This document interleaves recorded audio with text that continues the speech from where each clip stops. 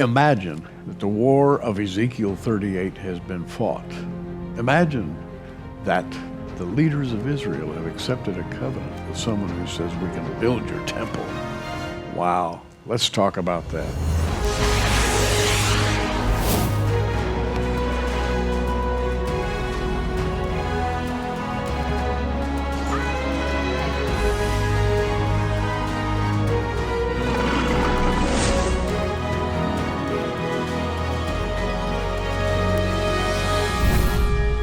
And here to talk about this scenario and much, much more is author, lecturer, Bill Salus. Hi, Bill. Hey, Gary. It's great to be back here. Wow, those are powerful topics.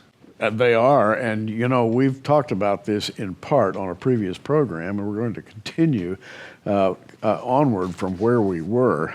Bill has written a novel, The Apocalypse Revelations, which tracks the key developments of Bible prophecy. And in a novel, you can have people doing certain things in reaction to what they read or see, and you can lead them through a scenario, and the reader becomes familiarized or a little bit more acquainted with dramatic developments than he would have just reading cold literature, you know, historic documents and prophecy and so forth. And I think it's a good thing that you've done, provide a dramatic reading of this event. Right, and that really was the intent of this novel. You know, it's one thing for us to talk about Bible prophecies, but when they find fulfillment, how will the pedal hit the metal? How will a family be affected by these? You know, in the prior show we talked about it's been 2 decades since Tim LaHaye wrote his best-selling book called Left Behind, but there are new revelations into the apocalypse that have been discovered.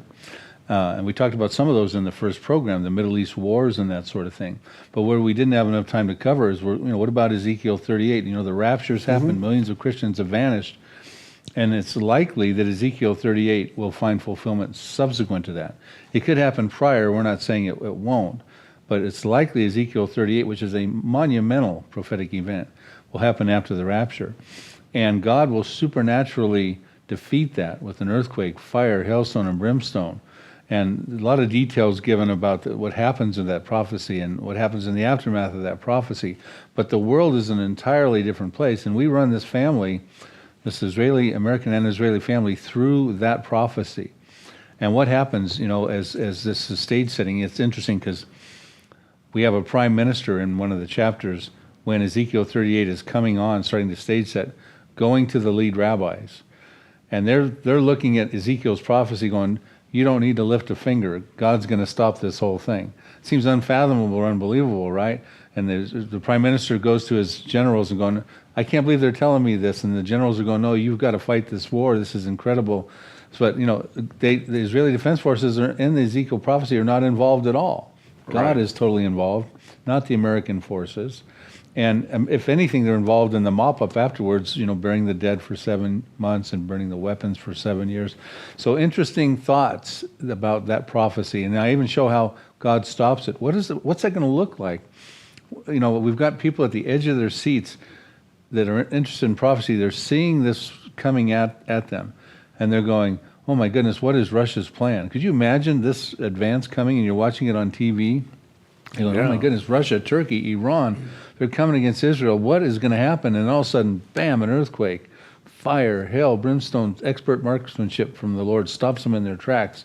And the world is going to go back in their seat and go, what was that? There's no historical military precedence for that ever, except maybe the Red Seas. Well, there have been a lot. We've all seen Middle East war. On again, off again. People advance and retreat, and then there's quote-unquote peace for a while, and then another one pops up. But this one, Ezekiel 39, verse 8 says, Behold, it is come, it is done, saith the Lord God, this is the day whereof I have spoken. In other words, this is a big one. And the Lord himself has a hand in it. That's right. And he does so because what he's going to be able to say after he stops it supernaturally in Ezekiel 39, verse 7, says, I will make my holy name known in the midst of my people Israel. They shall not profane my holy name anymore, and the nation shall know that I'm the Lord. Let me repeat that. And the nation shall know that I'm the Lord. See, this is that monumental event where when God stops it, and it's clear it was God who stopped it, that the world will have to stand back and say, wow, there is a God of the Jewish people, the God of the Bible. And that's the event he's going to use to do that. And it says that I will make my holy name known through the midst of my people Israel. In other words, there have to be Israelis in the land of Israel. That says the Holy One of Israel, the land of Israel. Two integral parts of the Abrahamic covenant. So all the attempts to stop that from existing with Hitler, the Arabs are trying to stop them from being in Israel. We talked about that in the first show. They'll be dealt with the Israeli Defense Forces, multiple prophecies about that. Peace will then start to come to the Middle East, at least temporarily. Russia comes to this greater, safer Israel, dwelling securely without walls, bars, nor gates.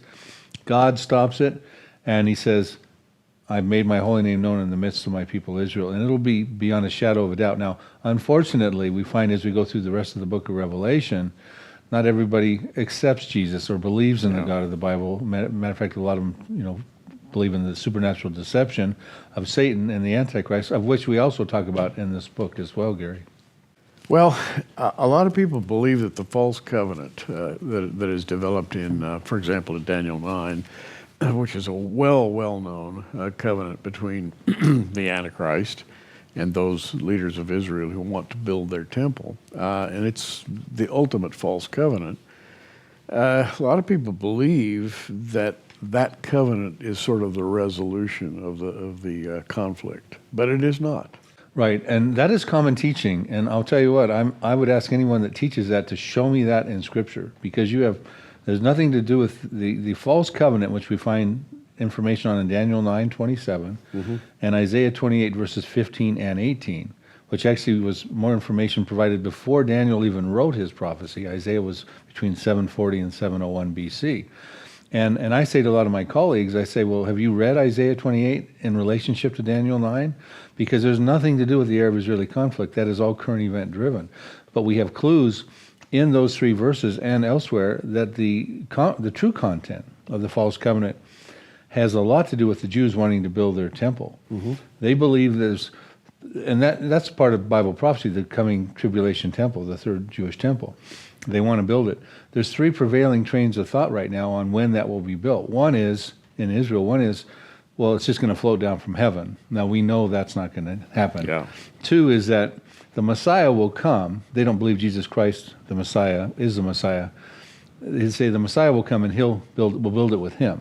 But that's not going to happen, and time will be of the essence because things will be barreling down in the world as we understand the end times. So the third one, which will prevail, is that we will build the temple, and that will hasten the coming of our Messiah. And we have different clues showing that that is really what the true content of the false covenant is. So one of the clues, Revelation 11, the first thing that happens after the covenant is confirmed, you get into the 7-year tribulation period, and John has got a measuring tape, and he's measuring the temple. It says, measure the temple and those that worship therein.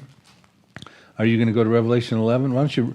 This is the first thing that happens, folks, right after the confirmation of the covenant, our first clue of what the true content of the false covenant might have been. And it's 11 verse 1 in Revelation. And there was given to me a reed like unto a rod, and the angel stood, saying, rise and measure the temple of God and the altar and them that worship therein. But the court which is without the temple leave out, and measure it not, for it's given to the Gentiles. And the holy city shall they tread under foot for 42 months. See, what's interesting there is, so the first action we see after the covenant has been confirmed, which starts Daniel's 70th week, the 7-year tribulation period, is they're measuring for the temple, which is something you would do if that was part of the constitution of that covenant, if it allowed now for the building of that temple. It's interesting that he says, don't measure the outer court. It's been given to the Gentiles, and I believe that's the harlot world religion, which is on the scene and is prevalent at that time. And they were trodden over Jerusalem for 3.5 years. See, that's the first time in temple history, because they've had 2 prior temples, where the Jews ever had to negotiate with the Gentiles. So he's saying, don't measure the outer court. So who is that harlot, and what kind of control do they have over Jerusalem and the outer court? They're saying, we'll covenant with you, but we want to have access to Jerusalem and the outer court. And I believe that's the harlot world religion, which I would center that in Rome and the Vatican. And I'm looking at the table of contents here, doing a little cheating as Bill is talking. And chapter 26, the Antichrist, the coming global religion. Chapter 27, the collapse of the Russian coalition. Chapter 28, letter to the saints left behind. Chapter 29, the Queen of Heaven appears globally, and that's what you were just talking about a moment Well, it's ago. interesting, yeah, because, we have the Marian apparitions. Let's just take a moment and talk about that have happened throughout the church age, even back through the centuries. Fatima in 1917, she showed up in Guadalupe and Medjugorje and all these different places throughout time. And her visionaries are saying that her best works are yet future. I believe that's going to be after the rapture. She's going to be part of that supernatural deception that's going to be unrestrained in 2 Thessalonians 2 after the rapture. And she says to her visionaries, I shall be seen by all denominations throughout the world as I was seen in Zaytun, Egypt, which was between 1968 and 1970 for 2 years. She was seen sometimes for just minutes and sometimes for hours by millions. Gamal Nasser, the Egyptian president at the time, saw her. So she's saying, I'm coming back for a curtain call. And Gary, it would only take one Marian apparition, and I believe there'll be more than one, to get the whole world to go at a time when the supernatural is the new natural, the paranormal is the new normal, Satan's no longer restrained, millions of Christians have vanished, and they're going to be going, what is she all about, and what's she going to be doing? She's going to be pointing toward the Catholic Church. That's exactly what she does, and consecrating the world to her Immaculate Heart, which means setting them apart for the worship of the Catholic Church. Now, the church is the great stabilizer on planet Earth. In fact, if you don't believe it, just look at television today. No more teaching of the Bible in public schools, no more teaching of the Bible in colleges. In fact, if you show up at the average university with a Bible, they'll probably rip it out of your hands and throw it in a garbage can. But the Christians have been the great stabilizer. That stability is being removed. We're seeing it on the nightly news. Let's take it one step further. The Christians are gone, and the stabilization is totally gone, and in this period you're talking about. And things will happen that will be hard to believe. And I mean, but it's in the Bible. Mm-hmm. Yeah, and that's what we try to cover in this book, The Apocalypse Revelations, is that we take this family, and it's an American family and an Israeli family, we chart their course through these prophecies, the Middle East wars, which will have a profound effect not only on the Middle East, but also in America. We actually have some talks about potential terrorism in America at that time. But then the disappearance happens. And it happens sort of in the book a few chapters down. Now, the rapture could happen. We talked about this on the first program immediately. There's no signs. It's an imminent event. But what if some of these prophecies happen in advance of it and affect the believers today in the church age? Mm-hmm. And that's what we're concerned about. This story could be their story. And then we start running them through, now the rapture's happened, a family gets left behind. And that family is very endearing, that chapter when the rapture happens. You're going to want some Kleenex when you read that chapter. Mm.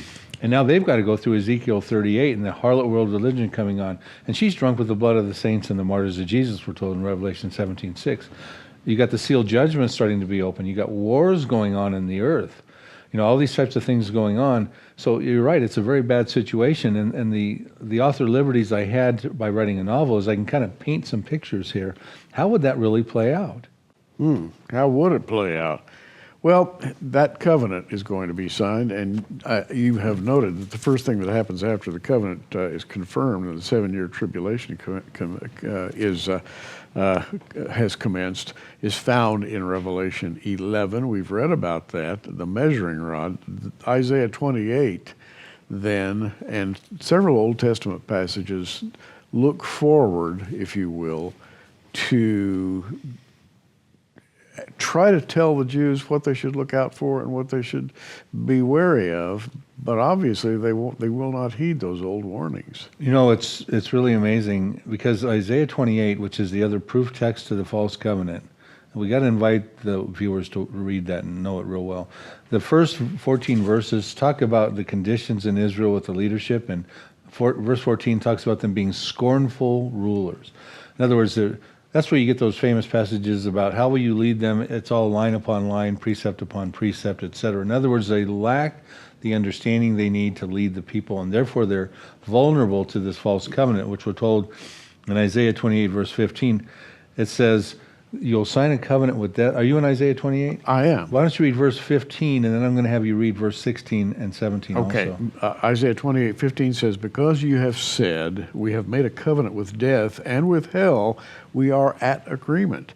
When the overflowing scourge shall pass through, it shall not come unto us, for we have made lies our refuge, and under falsehood we have hid ourselves." See, this is the perspective that we don't get from Daniel 9:27. Right. We're told the other party is death and an agreement with Sheol, death and Hades, and the Sheol's the Greek word, Hebrew word for Hades in the New Testament, who happens to be the fourth horseman. Death and Hades right in the fourth horseman of the apocalypse. But what's being said there is there's something going on in the earth that's called an overflowing scourge that Israel's concerned about, that they don't want to overtake it, so they get involved in this covenant.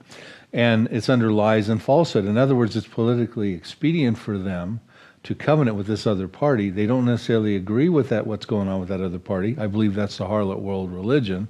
But the ends justify the means. In other words, so if we can build our temple, which I believe is the true content of the false covenant, at least part of it, we will bring the Messiah.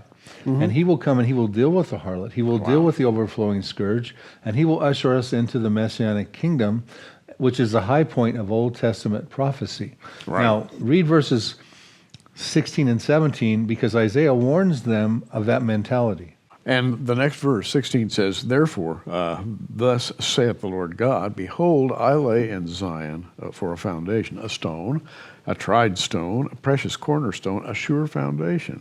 He that believeth shall not make haste," or "he that believeth shall not be forced to flee," is another way you could read that. Next verse, "Judgment also will I lay to the line, and righteousness to the plummet. And the hail shall sweep away the refuge of lies, and the waters shall overflow the hiding place." Right, so here's what Isaiah is warning those scornful leaders. He's saying, don't be hasty. You think it's all about building this temple, and that's going to hasten the coming of the Messiah. Right. And he uses terms like the precious cornerstone and the sure tried foundation and the plummet line and the measuring rod. These would be terms you would associate with the construction of the temple. But they are also New Testament references to Jesus Christ, a tried stone, and 1 Peter 2, verses 4 through 8, a precious cornerstone, and Matthew chapter 21, verse 42, and Ephesians chapter 2, verse 19 through 22. A sure foundation, 1 Corinthians chapter 3, verse 11. The point being, Isaiah is saying, you think you're going to hasten the coming of the Messiah. I'm telling you, the Messiah has already come. The tried stone, the precious cornerstone, the sure foundation in Jesus Christ. He already came. This is futility for you folks. And then what he goes on to say in verse 18, read this, Isaiah 28, verse 18. It says, "And your covenant with death shall be disannulled, and your agreement with hell shall not stand. When the overflowing scourge shall pass through, then ye shall be trodden down by it." See, that's the thing. They think that they're going to avoid the overflowing scourge. They sign this covenant under lies and falsehood. It gets breached in the midpoint when the Antichrist goes into the temple that they've constructed by then and does the abomination of desolation, which Matthew 24 says, when you see that happen, Jesus says this, flee to the mountains. Right. And so what we have here is, here's the third clue that it's the temple. Daniel 9:27, I'll read it. "So he shall confirm a covenant," referring to the Antichrist, "with the many for 1 week. But in the middle of the week he shall bring an end to the sacrifice and offering," which if that's part of the covenant to build a temple, that's the sacrificing and offering going on. He's going to go in the middle of it and bring an end to it. That will annul the covenant. "And on the wing of abomination shall be one who makes desolate," and it goes on to talk about that. So what he's saying is here's the third clue. He confirms a covenant with Israel and the many, what happened to be death and Sheol. And then he goes in the middle of it. The temple's been built, and he annuls that covenant. He stops the sacrifices and offerings. That would be what Christ says, when you see that, flee. So that's another clue that this is all dealing with the Jews wanting to build their temple. But there's a problem. Jordan, through the walk, has control over the Temple Mount right now. But that's all about to change. And those events, again, just not to make it complicated, have to happen in a particular sequence or order. And one of the things that Bill has done, and I've watched him do it over the years, is refine that sequence. very, very carefully. And I think you're down maybe to an iteration that's pretty close to true now, but some little things may change, but you're very close. Well, that's the goal of the book, and also the goal I have in prophecy is trying to sequence the events that happen between now and the second coming of Jesus Christ. So we're talking about sequencing them in the most plausible and logical, chronological order that we think they could happen. One event might be a little bit before the other, or some might be together in tandem. But I think we've done a pretty good job, Gary, of laying this out, because we get into, before we actually have, we get into 144,000 witnesses and their ministry and all that, but of course before that we have events that happen. Ultimately, Israel wins a war against Jordan. A lot of people think, well, there's not going to be a war with Israel and Jordan because they've got a peace covenant with Jordan. But wait, read Jeremiah 49, verses 1 through 6. Read Zephaniah 2, verses 8 and 9. And Israel wins a war against Jordan and takes possession of that territory. Now, when they win that war against Jordan, I will tell you right there, they will no longer pay homage to the Waqf Antiquity Society, Islamic Antiquity Society, who has control over the Temple Mount. They will take control over the Temple Mount, in my estimation. Now they can build their temple. But wait, there's a problem. They've got to negotiate with the Gentiles who want to trot over Jerusalem for 3.5 years and have control over the outer court. They've got a covenant with them so that they can have the ability to build that temple. Just having possession of the Temple Mount may not be sufficient enough, but they get that after they defeat Jordan. Now, a good place to get an overview at this point, and we're almost at the end of our time, is Zechariah chapter 12, and I know you've read this 1,000 times. Behold, I'll make Jerusalem a cup of trembling unto all people round about when they shall be in siege both against Judah and against Jerusalem. And this sets up a war which Israel wins. And I find it fascinating.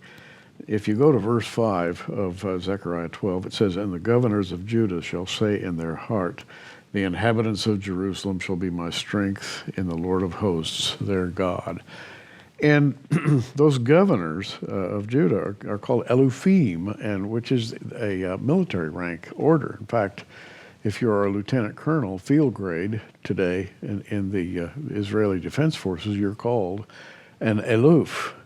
And more than one would be Elufim. So it's really talking about the IDF here, I think. Well, I agree 100%. And that was verse 5, right? So we're going to have you read verse 6 also. But so before you do that, here's the context of what we're talking about right now in modern day equivalency. Donald Trump is about to put forward a peace plan for the Middle East, his deal of the century. And I'm suggesting to you that no peace plan is going to work, because what's going to happen to end the Arab-Israeli conflict is what you're about to read in verse 6 about the Elufim. Yeah. Those IDF commanders. In that day will I make the governors of Judah, the Elufim, like a hearth fire among the wood, torch of fire in a sheaf, and they shall devour all the people round about on the right hand, on the left.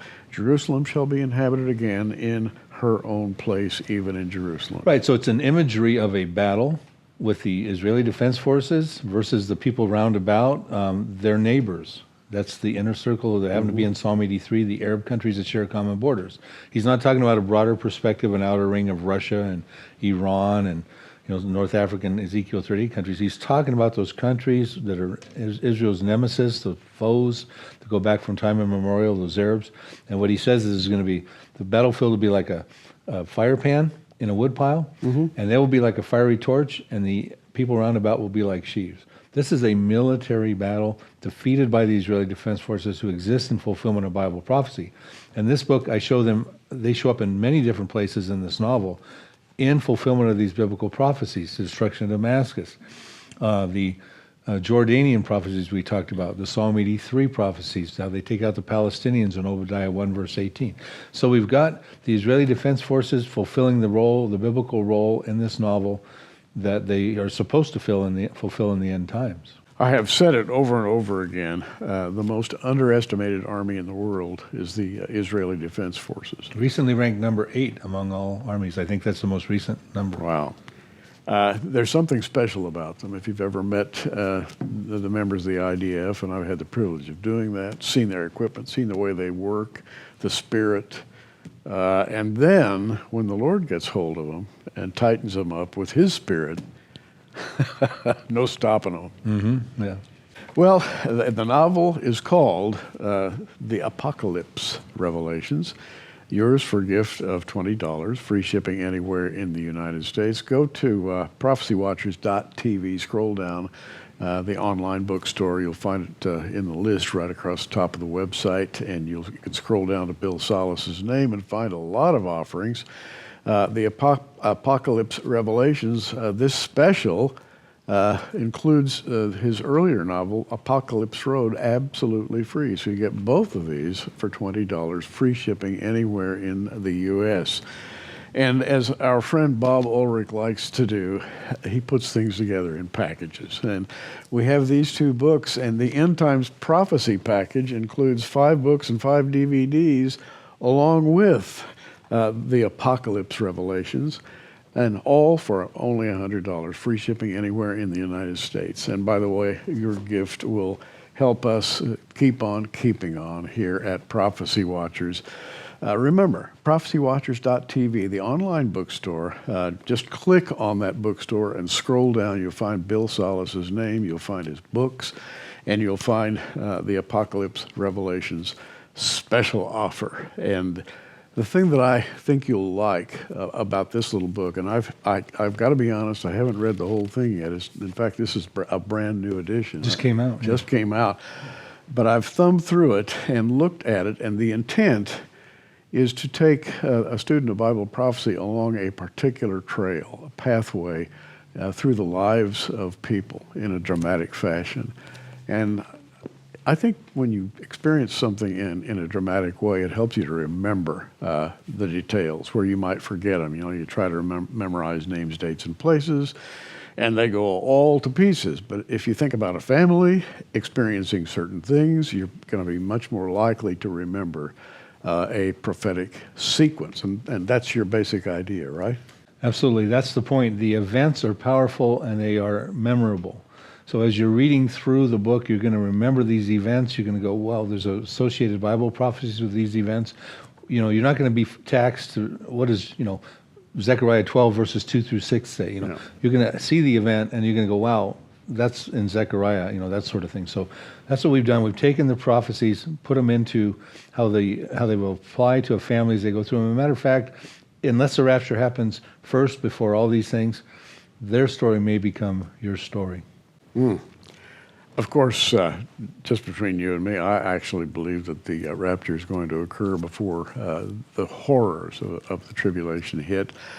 It's not as simple as you might think, though, because there has to be a series of events that build. There have to be, shall we say, an accelerating field of play.